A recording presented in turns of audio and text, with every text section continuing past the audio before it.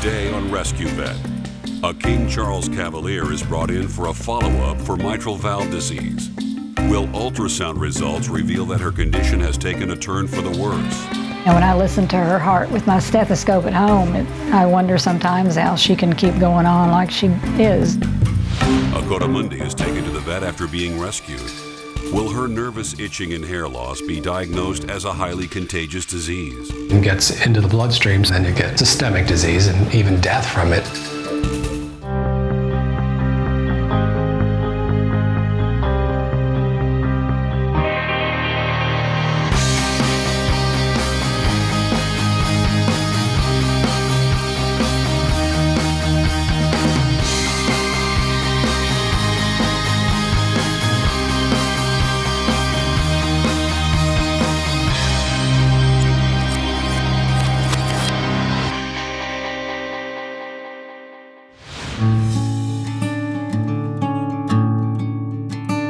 4 months ago, Sarah Rager's 9-year-old King Charles Cavalier named Sophie was diagnosed with mitral valve disease. Today, she is at Bees Ferry Veterinary Hospital for a follow-up to see if the disease has progressed and if she needs to be put on any more medications. She was just in for her annual checkup. There was nothing wrong with her, but we heard a heart murmur. And when I told her that Sophie had a heart murmur, I mean, she cried. I've had her checked every year and she's never had a murmur. And I was really pretty bummed about that because she'd never had one before.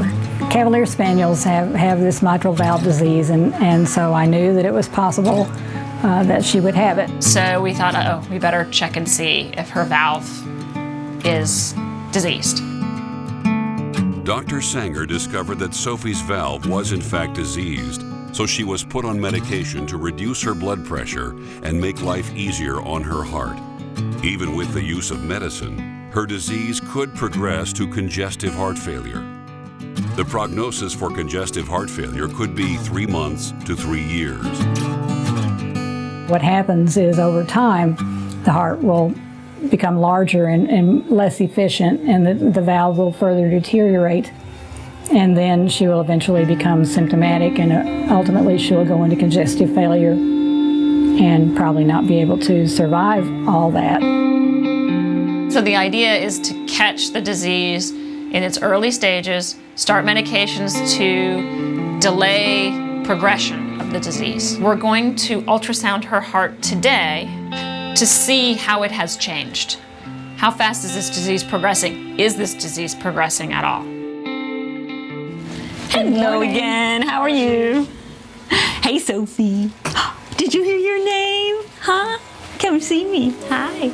Yes, I could just kiss you all day long, but we need to go ahead and give you your exam. Now let's listen to your heart and see how your heart murmur is doing.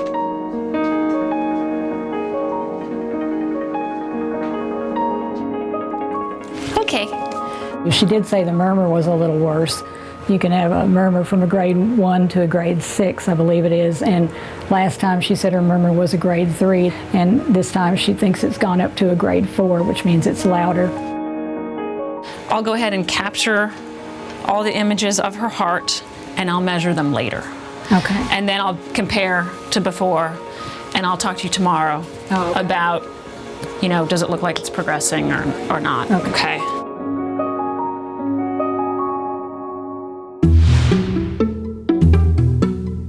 Sarah Dillow, one of Dr. Berger's regular clients, has brought in her newest adopted exotic animal, Coda.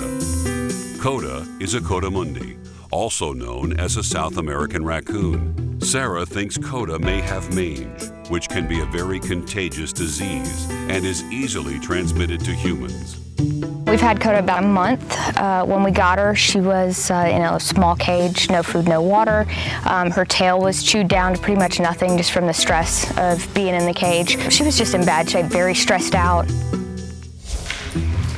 Woo, somebody's excited. Hello. Hi. Hi. What's up? When we first got her, she had chewed the end of her tail completely off. It was bleeding, bone was sticking out, so we got her and brought her home. Any coughing, sneezing, vomiting, diarrhea? No. When she was bleeding from the tip of the tail? Yes. Okay. Is she chewing anywhere else on her body? Just on the tail. When I scratch her back, she chews her leg a little bit. I guess like it feels good. Have you seen any fleas on her at all? No. You don't see any fleas either? No, they had just chewed. Yeah, you can see the tip of the tail does not have any hair right now. And you said it was further down before. It's grown back a little bit in the past couple of weeks, but it was bleeding out of the tip. Yeah, it still looks a little red and irritated. It's scabby. Mange is a mite that lives down in the hair follicle. Basically what it does is the hair comes out in clumps. You're so itchy, it's like having 10,000 splinters in your skin. So you start itching, and then, an animal doesn't know when to stop the itching. So it's biting, chewing, scratching, breaks the surface of the skin. Staph infection, staph that's normally on the skin gets into the bloodstream, and then you get systemic disease and even death from it.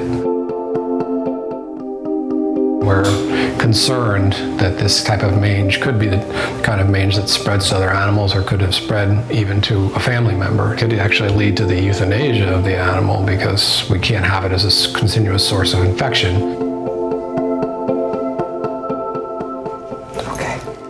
So there's two types of mange. One's called demodectic mange, and one's called sarcoptic mange. Demodectic mange is inherited, and sarcoptic mange is contagious. It spreads to other animals and people really easily.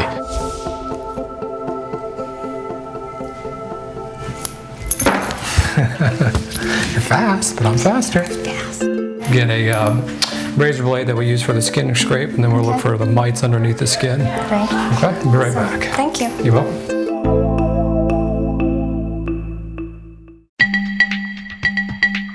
Back at All Creatures Veterinary Clinic, Dr. Berger is getting ready to do a skin scrape of Coda's tail. Okay. Thanks. You look very excited about this. So what we have to do is we have to use a scalpel blade to make the skin a little irritated. Let's see how this goes. All right, ready? Ready? It's party hat. It's party hat. Oh yeah. You could still bite through it, right, but it just not get us all that crazy. The skin scrape is used to gather samples of potential mange mites. Okay, almost done. It's all right. As you can see, when we irritate the skin with a razor blade, it's like skinning your knee. She didn't like it. She tried to get away from it. With exotics, there's only one person that they're trusting. And they've really focused on this one person who feeds them and changes their bedding and houses them and bonds with them. So we need to have them in the room to handle these animals. I got you. It's okay. I promise. Okay. All right, good.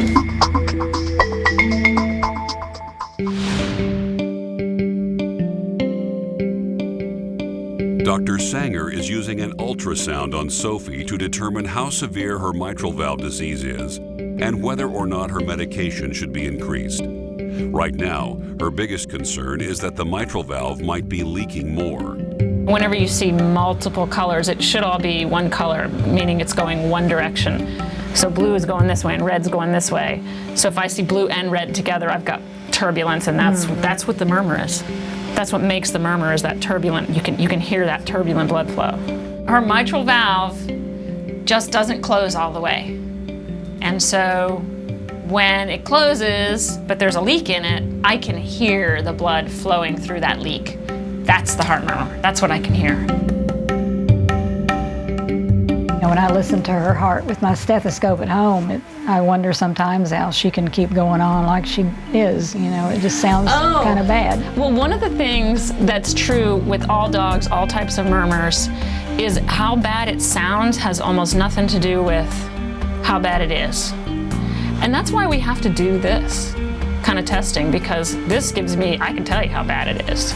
It took me a few days to get over this when it happened, and after the first echo, I was like watching for her to just drop over on me, and then after a while I decided she wasn't going to, so I've kind of gotten a little calmer about the whole thing. Good. Yeah, because what you can more realistically expect is that she's going to live with this murmur for a while. I don't know how long that's going to be. Once she goes into congestion, that's when we're in trouble. See, look, we can actually, can you see those two leaflets? Opening and closing. Oh, Opening and yes. closing right there. Okay, I'm done, sweetheart. I'll call you tomorrow afternoon. That'd be good. You be at home? Yes. Okay. And we'll go over the results and then make a plan. Okay. Okay? All right. You're the best. This valve is going to get worse over the years, but I want her to be 16 years old before she has congestive heart failure. So if we stay on top of it, maybe we can slow down the process. When something like this even happens to your animal, it does make you appreciate the time that you have right now. And then when her quality of life is bad enough that, you know, we don't want to go on like that anymore, then we have to look at euthanizing her, I guess.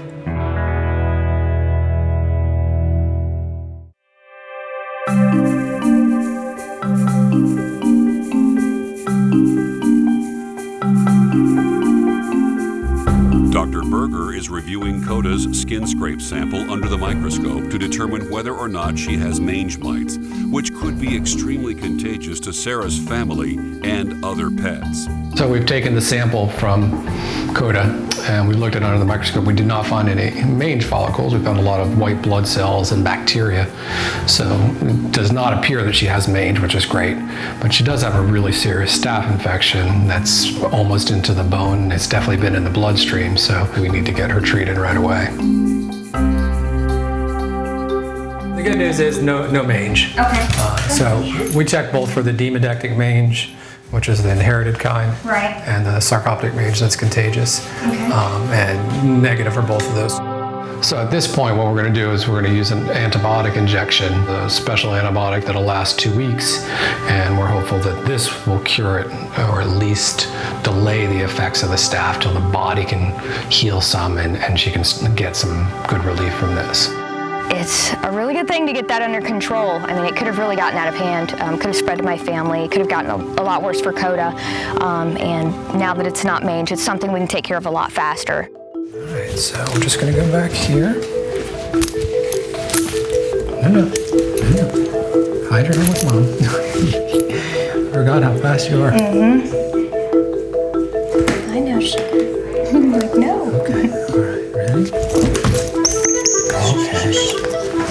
As you can see, when you're handling these exotics, I mean, they're not very domesticated. They're not like a dog or a cat. And if we trap them and we're not physically correct with them, meaning we don't give them the time to adjust to us and us to adjust to them, then they're going to lash out. They're going to bite. They're going to scratch. Okay, ready? I don't want to see her struggling. Yeah.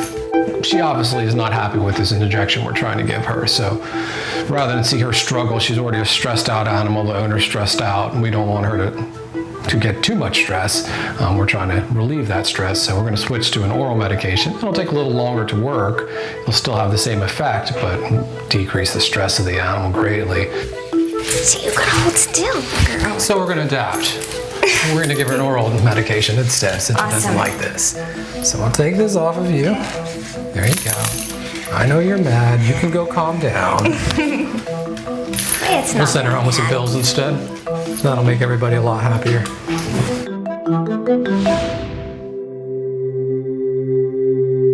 Dr. Sanger has reviewed Sophie's ultrasound results and is ready to make her diagnosis. So I've looked at Sophie's heart and I have done the measurements on the different chambers, and her heart is no worse than it was 4 months ago. So obviously her mitral valve disease is progressing very slowly. In the meantime, it is possible that her heart would start to progress into failure before I get to look again. So her mom, Sarah, who is a nurse, knows to watch her respiratory rate when she's sleeping and count it. How many times is she breathing in a minute? If that number starts to go up over time, then she might be starting to get some congestion. So that might be the first sign that her owner would notice. Right now she's on a medication called benazepril, and what it does is it just decreases the resistance that the heart has to pump against. So it just makes life easier on the heart. So it's gonna do better longer. I guess because I'm a nurse, I don't believe in I don't want to let her get really, really, really sick. Statistically, she would live another year or two, she said, or it could happen tomorrow. And that's what I've made peace with, and every day we wake up, well and happy and healthy. That's another day to be thankful for.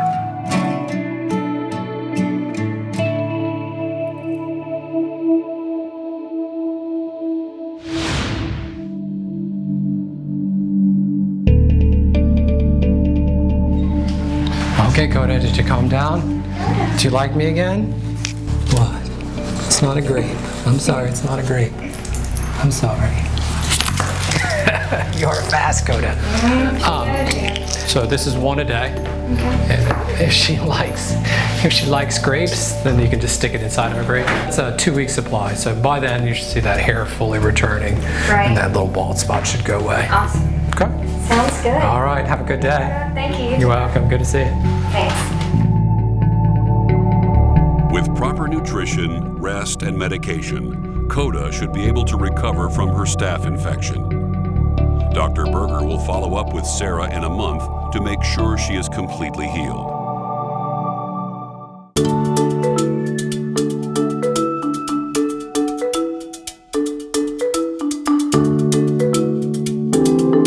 It's been a little over a month since Coda's visit with Dr. Berger, and her health has drastically improved. Her hair has grown back on her tail, her skin has healed, and she is no longer nervously scratching herself. Come on, up, good girl.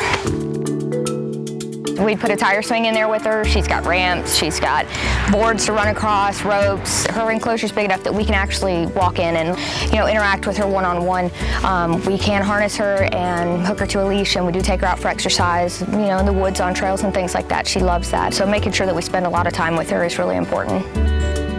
Come on, up, up. So you haven't seen any more signs of itching? Not that I've noticed. It looks like her tail is beautiful. Really grown back nice. Strong tails. Right. Now we have a Coatimundi that's happy, running around, content. The tail has no more evidence of any kind of infection. The tail's full of hair. Heart sounds beautiful, the lungs are great. Skin looks totally different. You can tell she's not been chewing it, not been itching it. You checking my skin out? Want to check your skin out? Okay. She's changed from an animal that was irritated, upset, somewhat aggressive to eating marshmallows out of your hands.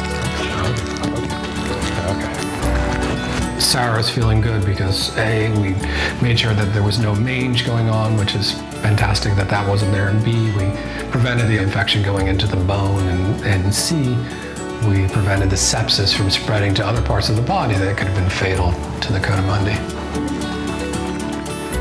So you're doing a great job with her. Thank you. It makes you feel great. It makes me feel really happy that we were able to help her.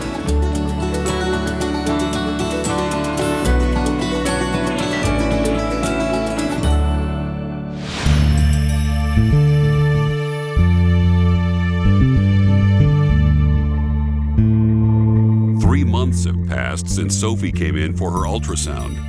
Today, she's back for another follow-up exam.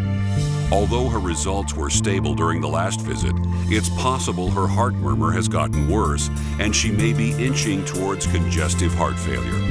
I'm hoping that everything will be the same as it was, because we know it won't be any better, because it will only get worse over time. Hey, Sophie. Hey, Dr. Sanger. Hello. How are you? Good. How are you doing? Good. Good. Hey, honey. Can I have a Sitting on kill? her tail. Oh, you're munching on your tail. Let's get you up on the table, and I want to take a good look at you. So we can see how you're doing with your wrist. Okay.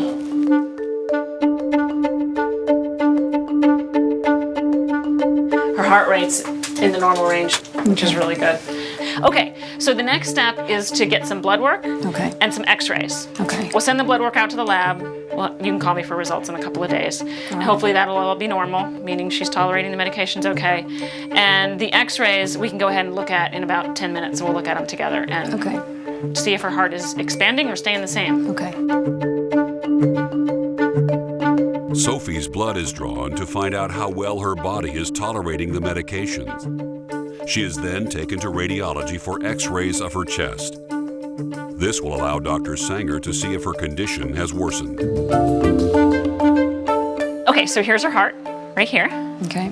And this is what we're going to measure and compare to last time. So her vertebral heart score is what we call 13.5. Okay. Normal's 10.5. So, and that's very similar to how she was before. Okay. And that's exactly what we want. We want it to stay the same. Wonderful. So, status quo for now, and let's just keep checking every 3 to 6 months. Okay. And then we'll change things as she changes. Okay. Unless you notice increase in respiratory rate between now and then. And then if I notice anything, you want me to come in, right? Oh yeah, absolutely. Okay. Okay. All right. Thank you. You're welcome. Thank you so much. I appreciate it. Are you ready to go, Sophie? She's like, yeah, just let me go. Well, I feel relieved. I really do. I'm going along, think I'm fine, but when something like this happens, that's really good news. So I feel much better now. Sophie's going to continue to be monitored every 6 months. Basically, we're just going to be watching that heart size, and if it's changing, we'll get the ultrasound probe back on that valve and see how that's changing, see if it's leaking more, and try to catch congestive heart failure the day it happens. If we can catch congestive heart failure the day it happens, they can live longer. The medications work better. Sophie's so cute. I love King Charles Cavaliers because they're adorable, and I hate that this happens to them. But Sophie doesn't know she's sick. Let's keep it that way. At first, I just kept watching her, and I was worried all the time, but now I've kind of learned to, just take it as it comes, and that maybe it's not going to happen right away. Things are not going to deteriorate now, and so I'm just trying to enjoy the time that everything's good.